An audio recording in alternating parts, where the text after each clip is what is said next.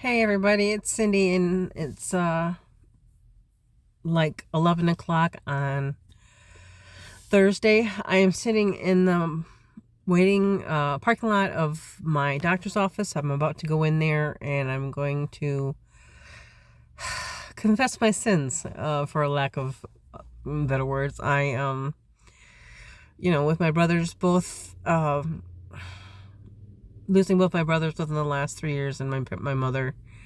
I have stress. I haven't been eating well. I don't sleep. I work too many hours, etc., etc., etc. And I kind of want to get my shit together for me. And so that means the first step is the doctor. So you can have the tests done. Blood work, blood pressure, shit like that, to get a baseline of where you're at now compared to where you should be, which I'm sure that I should be up here and I'm probably right about down here. And it shouldn't be that way, but it is, because if you are a caregiver personality, you know that you put everybody else before you. The people in your home, the people at work, strangers who need help. What doesn't matter? A fucking skunk on the side of the road will get you to pull your ass over and help it. You're just that kind of a person. Well, the problem with being that kind of a person is, you work a 64-hour week. Which I did. Actually, a 74-hour week. I've had 2 days off. I've spent those 2 days off having the flu because I was worn down when I got my flu shot, I think. And it was just one of those things. So now I'm getting over the tail end of that. I hope it's the tail end of that. And then I'm going to be dealing with the next thing and the next thing. So I have decided that I'm going to make myself a little plan, because I do better when I have a plan, something organized out step by step. And then I'm going to accomplish one thing on that plan. And when I get that one thing established, I'm going to move on to the next thing. And then when that thing becomes a routine and the other thing becomes established, then I'll add another thing. Does that make sense? I think it does. It sounds good to me in my head, at least. Of course, there's a lot of snot in there right now, so it may be just all fucked. But here's the thing. I'm not getting any younger. And I don't have children to look after me in my old age. I have nieces and nephews who I'm sure will do their best they can by me. But they'll have their own lives and their own children and their own parents to look after. So I need to start taking better care of myself so that in the long run, I can be able to take care of myself in the long run. I mean, I'm not going to be able to retire till I'm at least 70 years old, okay? Because I have nothing. I have nothing. I have $500 in savings, and that's all I have. And you can't retire like that. And Social Security, we all know, A, it may not be enough, and B, it may not be there. So I gotta get my shit together and take care of me so that when I finally do retire at 70, I can enjoy my last how many ever years without worrying about money and who's going to take care of me and et cetera, et cetera. So that's why I'm here.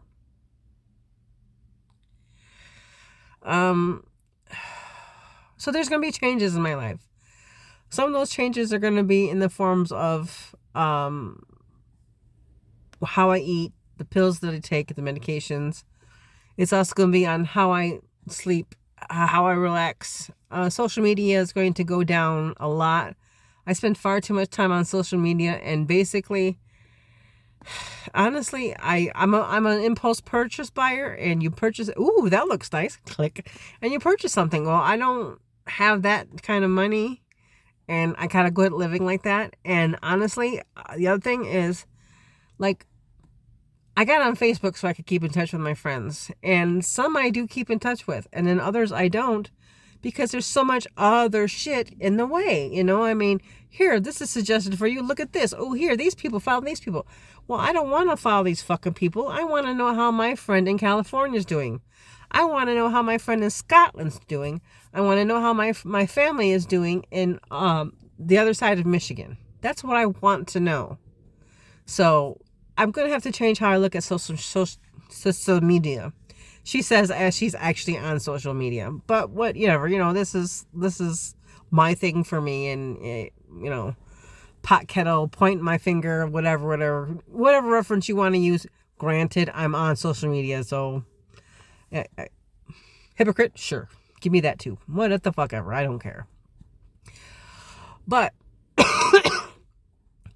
I love kitten videos, for sure. But I'll spend 3 hours looking at fucking kitten videos, and I have kittens running around my house looking at me like, Mom, play with me. So what the kind of person am I when I'm spending on my time looking at 3 hours of kitten videos when there are these beautiful kittens and I have toys all over the place to play with them, but I'm not playing with them because I'm staring at a fucking screen of other people's kittens? Seems kind of dickish, doesn't it? So the other thing I want to talk about is there's been a lot of talk about my appearance lately. Yes, I cut my hair. People are going to be pissed. Whatever. I don't care. I don't like long hair. Yes, I'm dying. My gray's coming back. I don't care.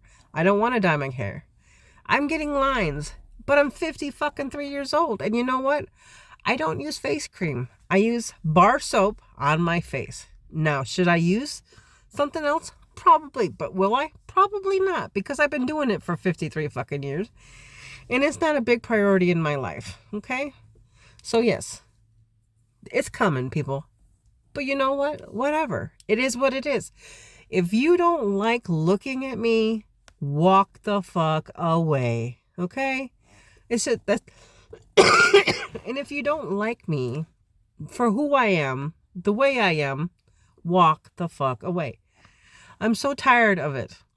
And then let's talk a moment about the grieving process. My brothers died on September 27th at 9 p.m. Like right after the end of the soccer game, which was kind of ironic because he loves soccer. Okay, so that's September 27th, okay? We've been 1 month, my brother passed away. And people have been telling me, you need to get on with it. You need to move on with your life. You need to do. Well, you know what? I'm not going to be jumping back that quick. This is my third loss in 3 years. And like I said, I'm a sensitive person. Halloween. I drove through downtown Clarkston on my way home, and there were trick-or-treaters all over the fucking place, right? Both sides, houses, just kids running all over the place, happy families, people outside passing out candy. And I was like, I love this, right? Then I drove home into my own neighborhood, right? The neighborhood where I grew up in is the neighborhood I live in now. The only difference is I live in a house diagonal from where I grew up. And I was thinking about it, that my brothers used to take me trick-or-treating in the neighborhood when I was a little girl, especially Wes. And we used to go house to house, and every fucking house had its lights on, you know what I mean? And neighborhood kids would pass and say hi. Families would stop and talk in the street. And as I drove down my house, one house had its lights on. One house. And it wasn't mine, because I was working. And I saw one poor little trick-or-treater walking down the road. To where? If you don't have a vehicle, you don't get to go trick-or-treating someplace other than your neighborhood. And my neighborhood had nothing for this boy. And I literally cried. Because this kid didn't get the kind of Halloween that I had. And I miss that for kids in my neighborhood now. Now, granted, a lot of people take their kids and they go to rich neighborhoods, or they do trunk or treats for safety reasons, and I know that. But when you grow up in a neighborhood and Mr. and Mrs. Murphy and Mrs. Butterfield used to throw parties and picnics and everything, and it was so wonderful. Those are the things that you miss, you know what I mean? And I cried. I cried at the loss of what my neighborhood had to offer children. I cried that I don't have my brothers anymore at Halloween. I'm, like I said, 53 years old. But my brother, one year, dressed up as a silver man, painted himself from head to toe and wore silver. One year, my brother went as Doctor Who with his long scarf and this flappy hat and his trench coat, my other brother, Leslie. And it was a stupid time. We were allowed to be stupid kids, and it was wonderful. But then one kid in my neighborhood, wearing just a mask and carrying a pillowcase as a candy container, was looking for houses And on our street, there was just one.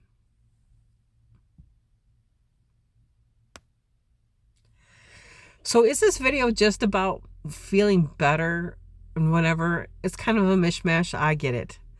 But you know what? It's showing you where my brain is. My brain is just all over the fucking place right now.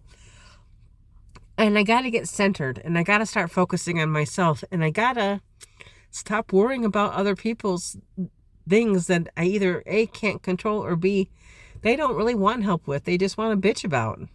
And that's how I'm going to look at it for right now. So, okay, well, I'm going to go into the doctor's office. I'm a little bit early, but I'd rather be early and in case there's paperwork or whatever than to be late and be, that asshole. So take care, everybody. Stay safe. Remember that you're loved. Remember to love other people. And for crying out loud, take a few minutes for yourself every single day, because I'm going to learn to do that myself. Bye.